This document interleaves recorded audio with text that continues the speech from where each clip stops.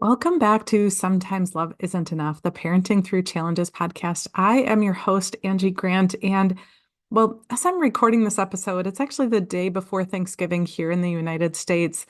So I know the episode, it'll be airing a few weeks later, but that's okay, right? This concept of gratitude isn't just a once a year kind of thing. I know here in the US, we tend to focus on gratitude around Thanksgiving, but it is it is something that I think it's a bit of a buzzword. A lot of people talk about, having a gratitude journal and daily gratitude and so I wanted to talk about it. Not only has it been on my mind because of the holiday, but it's something that comes up a lot as I'm working with clients, as I'm giving presentations. This concept of gratitude comes up a lot. And I think about the power that it has when it's used appropriately. I had said that it's often, I hear in so many of the self-improvement spaces about this idea of having a gratitude journal. And and I don't dismiss that concept. I think for many of us it can have this power to remind us about what we're thankful for. It has this power to remind us that not everything in life is a struggle. But I often find that, at least when I first started thinking about this concept of gratitude, that it's easy to pick the things that are easy. It's easy to say, I'm grateful that I have a warm home as it's freezing cold and windy out right now. I'm so grateful that the heat is working in the house, right? That's easy. Or it's easy to have gratitude for a fridge that has food that I can eat and that I don't have to struggle to pay for food. It's easy to be grateful for support that we have from family and loved ones. But what do we do when things are hard? What do we do when, for example, right, it might be easy to be grateful for one of your kiddos who's so well behaved in your eyes, and to then feel the struggle about maybe feeling a lack of gratitude for your other child, or feeling a lack of gratitude for your partner or co-parent. So that's the part that I want to talk about. And I want to talk about the easy part. That's easy. But I want to outline a couple of key concepts, right? Because I want to talk about finding gratitude when things are hard, and especially finding gratitude when things are hard in our parenting relationship, whether it's about our kiddo or about our co-parent or support network. I want to talk about that concept about how in the heck do we find gratitude when things seem so incredibly hard? And why would we do it anyways? Well, here's why I recommend doing it. Because when we're stuck in this mindset, this thought process that everything's hard, that nothing's working, that the the things that we're dealing with are just so overwhelming, when that's all that we can see, that's how we show up. What what we think about is what influences our feelings, which influences our behaviors. That's basic mindset principles, is that when we're in that space where all we can see is that things are hard or things suck, then that's what we are creating. We're creating a space where we're showing up, anticipating the worst, and oftentimes our energy, our behaviors lead into that.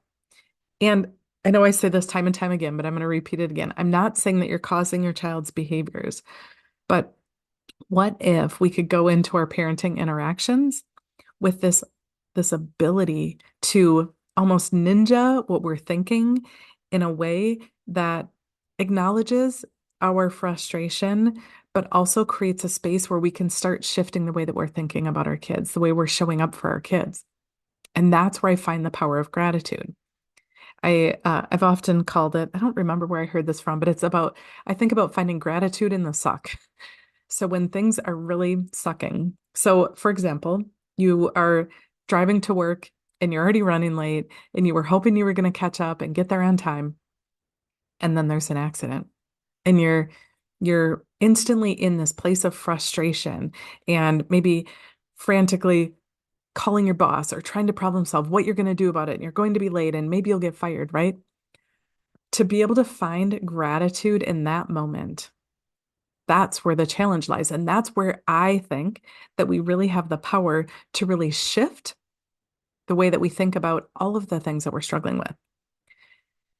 So here, here's my thought about that is that when things are hard, it is so incredibly important to acknowledge what first comes up for us. If we're feeling frustrated or defeated, or if we're feeling afraid or angry, disappointed, whatever that feeling is, I, my strategy that I share with my clients is to first acknowledge your feeling, right? I'm feeling frustrated because my child isn't listening to me, or I'm feeling angry because my co-parent is undermining the things that I have put in place for the kids, or I'm feeling scared because I'm afraid that my child's going to hurt somebody, right? Your feelings that you're feeling, those are a real part of what your body is holding on to. And so we don't want to dismiss that. It is important for us to acknowledge that first. But then when you're ready to say, like, okay, I have felt my frustration, and how long really depends on you, right? We're all so different. But what I really want to challenge you to think about is as humans, we tend to hold on to whatever that negative feeling is for way past its necessary time frame, right? We might feel frustrated about getting interrupted while we're working on a task. We might feel frustrated and the moment has come and gone and we're back on our task, yet we'll hold on to that frustration for hours or days or weeks or months or years. We'll hold on to that frustration. We'll hold it in our body. It'll show up in the way that our nervous system reacts to what's happening in our life. And so I want to challenge you to really think about how long do I need to hold on to that negative feeling? How long is it necessary? When we think about that idea of fear, right? Fear is a necessary reaction that our body goes through to protect us, to keep us safe. But we hold on to fear for decades or for our entire life unless we do something about it, unless we take specific action to get that fear out of our body so that we can move on and start responding in the way that we want to. So, so acknowledge whatever that feeling is that comes up about, your kids are screaming and fighting and you're trying to make dinner and you feel like you can't focus on what's happening with dinner. To notice your frustration, perhaps you're pausing so that you're not yelling. Maybe that is a habit that you're working on breaking, or maybe you're trying to implement, taking deep breaths or a strategy that you're trying to employ. But first, notice that feeling that comes up. And I then encourage you to first, like, once you've acknowledged that and you've decided, like, okay, I, I felt my frustration. I don't want to stick with it anymore. Quite honestly, it's going to ruin the rest of my day. And I felt it. I'm good with it. And then the next step that I encourage you to do is to thank that feeling. Like, thank you, frustration, for showing up and reminding me that this is still something that I'm working on. Or thank you, anger, for showing up and really reminding me that I'm working on better communication with my co-parent. Or thank you, fear, for showing up and reminding me that I'm human, but I don't want to hold on to you for the rest of my life about this particular incident. So acknowledging the feeling, thanking it for showing up, and then to completely shift that situation around and to find gratitude in what is happening. So, what might that look like? Well, I think about examples where, in recently, right? So, I I put a lot on my own plate. I take on a lot. between work and coaching and my podcast. And we live in a multi-generational home, and I want to spend a lot of time with my grandkids. I oftentimes am cooking dinner and helping with cleaning up. I put a lot on my plate. And sometimes I'm not taking great care of my body. So I might come home and be hungry, and my nervous system is a little bit more reactive. And so, somebody will come into the kitchen while I'm making dinner, for example, and I, my whole body, right? They're in my space, they're in my way. My whole body will tense up and I will feel in this reactive state. I might say words. I don't tend to yell. That's not really my go-to, but sometimes I might be a little bit passive aggressive or a lot bit passive aggressive, right? And I might say something like, wow, you couldn't wait for a snack until later, or something like that, right? When I'm having those reactions, it's a key signal to me that, oh, whoa, I'm a little bit dysregulated right now, and I've been triggered. And so I thank my body for feeling that frustration, for letting me know that it was feeling frustrated.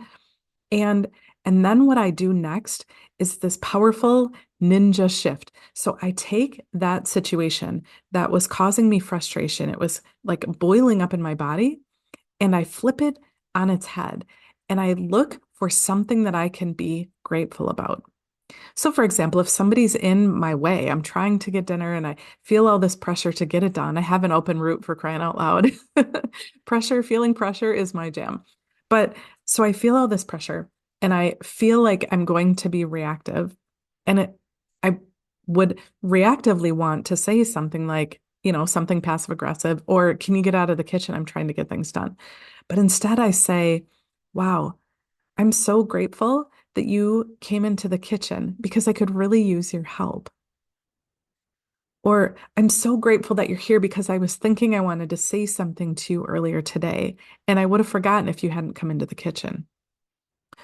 Or I'm so grateful that you showed up to let me know that you're home. To find something that I can be grateful for in that moment completely changes my body. It changes the way that I'm showing up for myself, because that stress that I was holding in my body, because, like I said, I have this open root. I was well, I wasn't well fed.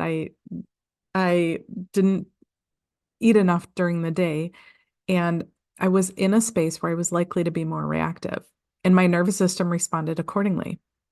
And so taking that moment and really shifting, acknowledging my feeling, but shifting around what was happening and finding gratitude in the moment is powerful.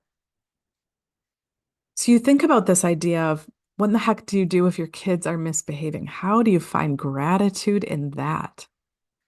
Well, again, first acknowledge your frustration or your anger or your resent or whatever that feeling is that you have.